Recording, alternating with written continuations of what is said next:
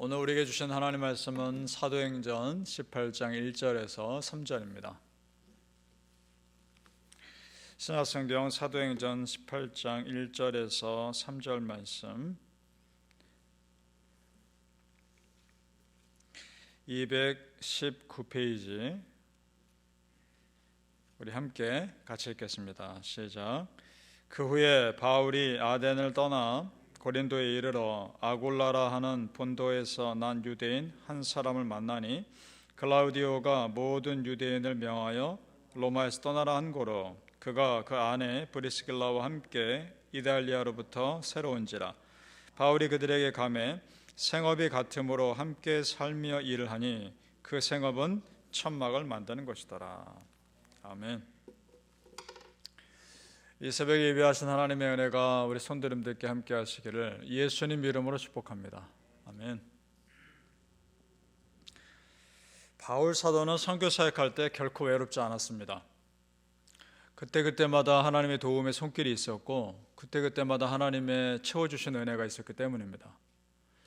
지난 시간에 본 것처럼 위기 때마다 이름 없는 많은 크리스찬들이 도와주기도 했고 또 평생토록 바울 사도 옆에서 함께 사역하는 사람들도 있었습니다. 오늘 우리가 본 아굴라, 브리스길라 부부가 그런 사람들입니다. 평생의 동역자들입니다. 그래서 바울 사도가 이 부부를 소개할 때 로마서에서 이렇게 표현합니다.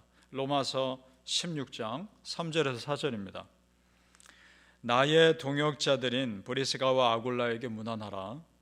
그들은 내 목숨을 위하여 자기들의 목까지도 내놓았나니. 아멘. 이렇게 소개합니다. 구체적으로 어떻게 바울 사도를 도왔길래 바울 사도가 이렇게까지 표현할까 그건 알 수는 없지만 분명한 것은 정말 성심껏 바울 사도의 사역을 함께 했던 것 같습니다.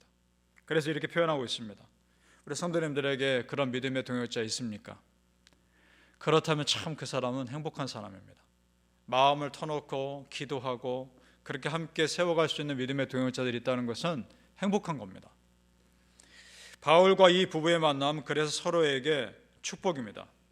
그런데 이 축복의 만남이 각자의 삶에 있어서 좋지 않을 때 만났다는 겁니다.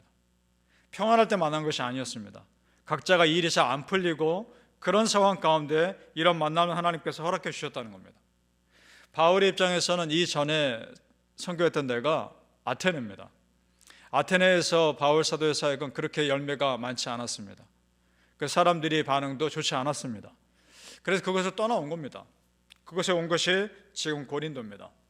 그리고 이 아굴라 브리스길라 부부는 원래 로마에 살았습니다. 이탈리아의 로마에 살았는데 그때의 로마 황제가 글라우디우스라는 황제입니다. 그 사람이 명령을 내립니다. 로마에 있는 모든 유대인들은 떠나라. 그래서 이 아굴라 브리스길라 부부가 자기 삶의 터전이 로마를 떠날 수밖에 없었던 겁니다. 얼마나 막막합니까? 그 떠나서 온 것이 고린도입니다. 이 고린도에서 이 세 사람이 만난 것이죠. 각자의 삶에서 안 풀리는 상황 가운데 온 것이 고린도인데 그곳에서 하나님은 만나게 하시더라 이겁니다. 그들 하는 일이 서로 같은 일이었습니다. 천막 만드는 일이었습니다. 바울 사도 역시 전적으로 그 당시만 해도 서포트 받는 교회가 없었기 때문에 자기 생계를 책임질 일을 해야 했던 겁니다. 그 일이 천막 만드는 일입니다. 그러니까 같은 일이었기 때문에 자연스럽게 알게 됐겠죠. 3절 말씀 다시 한번 읽겠습니다. 3절 말씀. 생업이 같으므로 함께 살며 일을 하니 그 생업은 천막을 만드는 것이더라. 아멘. 보통 유대인들은 후손들에게 유산도 물려주지만 그 후손들이 위기 때 자기 생계를 책임지도록 하기 위해서 기술도 하나씩 배우도록 한다고 합니다. 아마 그래서 바울 사도도 이 천막 만든 일을 하지 않았을까, 배우지 않았을까라고 추측을 해봅니다. 자, 그래서 고린도에 와보니까 먹고 살아야 하지 않겠습니까? 그래서 천막 만드는 일을 하는 사람들 수소문했겠죠. 같이 일을 하기 위해서. 그 과정 가운데 아골라, 브리스길라 부부를 만난 겁니다. 그리고 자연스럽게 복음을 전했겠죠. 그러면서 예수님 믿고 함께 믿음 생활을 했을 거란 말입니다. 이 사람들이 평생의 동역자가 될 줄을 어떻게 알았겠습니까? 우리 하나님의 일하심은 참 신비롭습니다.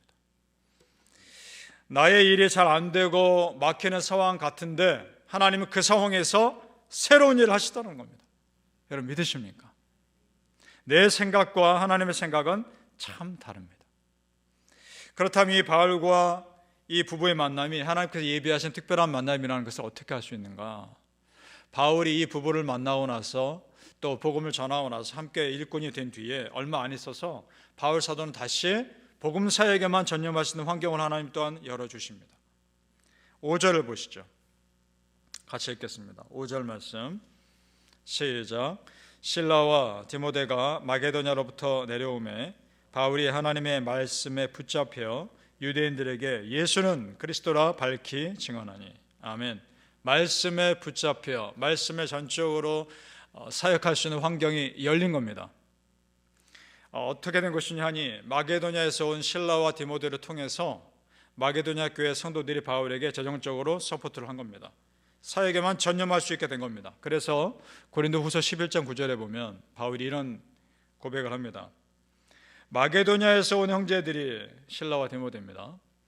나의 부족한 것을 보충하였습니다. 이렇게 고백합니다. 전념할 수 있게 된 거죠. 자, 그러니까 여러분, 하나님께서 아굴라 브리스길라 부부를 만나게끔 하기 위해서 잠시 동안 천만 만드는 일을 하게 하신 겁니다. 잠깐 동안 그렇게 하신 겁니다. 바울의 입장에서는 먹고 살기 위해서 한 건데 하나님의 목적은 다른 데 있었던 겁니다. 이 만남을 위해서 그 일을 하게 하셨던 겁니다. 만약에 로마 황제가 유대인들을 로마에서 추방하지 않았더라면 이 아골라 브리스길라 부부는 고린도에 올 이유가 없었습니다. 그리고 또한 만약에 바울 사도가 조금 더 일찍 재정 지원을 받았더라면 천만 만드는 일을 하지도 않았을 것이고 이 사람들을 만날 이유가 없었습니다. 하나님께서 하신 일입니다. 그렇다면 평생 동역자들을 만나지 못할 뻔했던 겁니다. 자, 우리 성도님들, 이것이 무슨 의미냐? 하나님께서 우리가 믿음 생활할 때 하나님께서 일하시는 타이밍에 깜짝 놀랄 때가 있습니다. 너무도 정확한 타이밍에 누구를 만나게 하십니다. 너무도 정확한 타이밍에 어떤 일을 일어나게 하십니다. 그러니까 성도님들, 기도하는 믿음의 사람에게는 결코 우연이 없습니다. 왜냐하면 하나님께서 그 믿음의 사람 책임지시기 때문입니다. 믿으십니까? 잠언 3장 6절에 이런 말씀이 있습니다. 너는 범사의 그를 인정하라. 그리하면 네 길을 지도하시리라. 아멘. 따라서 우리가 할 일은 겸손히 하나님께 기도하는 겁니다. 하나님 도와주세요. 하나님 불쌍히 여겨주세요. 그 기도밖에 할 것이 없습니다. 그 하나님께 불쌍히 여김 받는 것이 여러분 창피한 것이 아닙니다. 은혜입니다. 그렇게 겸손히 은혜를 구하며 기도할 때 너무도 정확한 타이밍에 도와주신 하나님의 은혜가 분명히 있습니다. 사랑하는 성도님들, 믿음의 사람 결코 외롭지 않게 도와주신 하나님의 도움의 손길, 그 은혜의 손길이 항상 우리 성도님들과 함께 하시기를 예수님의 이름으로 축복합니다. 아멘. 하나님께서 당신의 일꾼들에게 용기를 주시고 위로를 주실 때 항상 하시는 말씀이 있습니다. 그 무슨 말씀이냐? 내가 너와 함께 할 것이다. 그 말씀하십니다. 우리 9절에서 10절 같이 읽어보겠습니다. 사도행전 18장 9절에서 10절 시작. 밤에 주께서 환상 가운데 바울에게 말씀하시되 두려워하지 말며 침묵하지 말고 말하라. 내가 너와 함께 있음에 어떤 사람도 너를 대적하여 해롭게 할 자가 없을 것이니 이는 성중에 내 백성이 많음이라 하시더라. 아멘. 믿으십니까? 이 말씀 많이 들어보지 않으셨습니까? 많이 들어봤습니다. 구약성경의 수많은 인물들의 이런 말씀 여러 번 하셨고 또 우리가 잘 알고 있는 모세와 여호수아에게 너무나 비슷하게 말씀하셨습니다. 특별히 여호수아에게 용기를 주실 때 하나님은 정말 비슷한 말씀을 하셨습니다. 여호수아 1장 5절 말씀 잘 들어보시기 바랍니다. 너의 평생에 너를 능히 대적할 자가 없으니 내가 모세와 함께 있었던 것 같이 너와 함께 있을 것임이니라. 내가 너를 떠나지 아니하며 버리지 아니하리니. 아멘. 믿으십니까? 아멘. 자, 어떻습니까? 여호수아에게 하신 이 말씀과 지금 바울 사도에게 하신 말씀 너무나 비슷하지 않습니까? 그렇다면 이 말씀 나에게 하시는 말씀입니다. 왜냐하면 모세의 하나님, 여호수아의 하나님, 바울의 하나님은 나의 하나님도 되시기 때문입니다. 믿으십니까? 한번 생각해 보세요. 하나님께서 나와 함께 하신다는 이 말씀 주신 것만으로도 나는 이미 답을 얻은 겁니다. 근데 여러분, 이렇게 하나님 말씀 안 하셔도 하나님은 이미 나와 함께 하십니다. 우리는 그걸 믿습니다. 이렇게 말씀하신 이유는 순전히 나를 위해서입니다. 나를 안심시키기 위해서. 이스라엘 백성들 광야에서 인도하실 때 낮에는 구름기둥과 밤에는 불기둥으로 인도하셨습니다. 그것 하나님, 사실 그런 하나님께는 그런 사인 필요 없었습니다. 하나님은 그럴 필요가 없으셨습니다. 순전히 이스라엘 백성들을 위해서입니다. 멀리서도 구름기둥 보면서 하나님 함께 계시는구나. 밤에는 저 불기둥 멀리서도 보면서도 하나님 함께 계시는구나. 여러분 생각해 보세요. 멀리서도 볼 수 있는 게 뭐가 있었겠습니까? 그 60만 명이 넘는 큰 행렬에 구름기둥 아닙니까? 불기둥 아닙니까? 멀리서도 볼 수 있는 것들을 보게 하신 겁니다. 그러면서 하나님 함께 계시는구나 보여주기 위해서입니다. 그래서 성도님들, 하나님의 그런 사인 없어도 하나님이 여전히 나와 함께 하신다는 걸 믿으시기를 예수님의 이름으로 축복합니다. 아멘. 오늘 말씀이 우리에게 주시는 메시지는 하나님께서 어떤 일을 하게 하실 때는 감당할 은혜도 충분히 주신다는 겁니다. 믿으십니까? 감당할 만 하니까 맡기시는 겁니다. 하나님께서 무턱대고 맡기시는 건 아닙니다. 바울을 보십시오. 감당할 만하게 사람들 붙여주셨습니까? 감당할 만한 상황으로 인도하시지 않습니까? 하나님은 그렇게 인도하십니다. 그러니까 순종하면 감당할 능력은 따라오게 되어 있습니다. 고린도전서 10장 13절에 이런 말씀이 있죠. 사람이 감당할 시험 밖에는 너희가 다한 것이 없나니 오직 하나님은 미쁘사 너희가 감당하지 못할 시험 당함을 허락하지 아니하시고 시험 당할 즈음에 또한 피할 길을 내사 너희로 능히 감당하게 하시느니라. 아멘. 그렇게 감당했을 때 그 사람의 믿음의 사이즈는 훨씬 그만큼 커질 것입니다. 바라기는 우리 성도님들, 우리가 믿음의 길을 갈 때 하나님께서 나와 함께 하신다는 그 사실 의심 없이 흔들림 없이 꼭 믿으시기를 예수님의 이름으로 축복합니다. 아멘. 기도하겠습니다.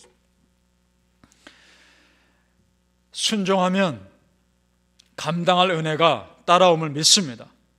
하나님, 내가 아멘으로 말씀 받아들일 때 그 말씀이 그대로 나에게 이루어지는 은혜도 있게 하여 주시옵소서. 내가 아멘으로 믿고 내 발걸음 내디뎠을 때 그대로 되어진 은혜가 우리 삶에 일어나게 하여 주시옵소서. 무턱대고 하나님이 일을 맡기시지 않은 걸 압니다. 감당할 은혜 주심을 또한 믿습니다. 감당할 건강도 주실 것이고 감당할 능력도 주실 것이고 감당할 마음도 주실 것입니다. 하나님, 그 믿음으로 하나님의 일을 감당하게 하여 주시옵소서. 하나님, 은혜를 믿습니다. 모세의 하나님, 여호수아의 하나님, 바울의 하나님, 지금 나의 하나님의 신 줄 믿습니다. 내가 너와 함께 하겠다 말씀하신 그 하나님이 지금 나에게도 하시는 하나님의 말씀하시는 하나님의 신 줄 믿습니다. 그 말씀 믿고 의지하여 이 땅에서 담대하게 살아가게 하여 주시옵소서. 감사하며 예수님 이름으로 기도합나이다. 아멘.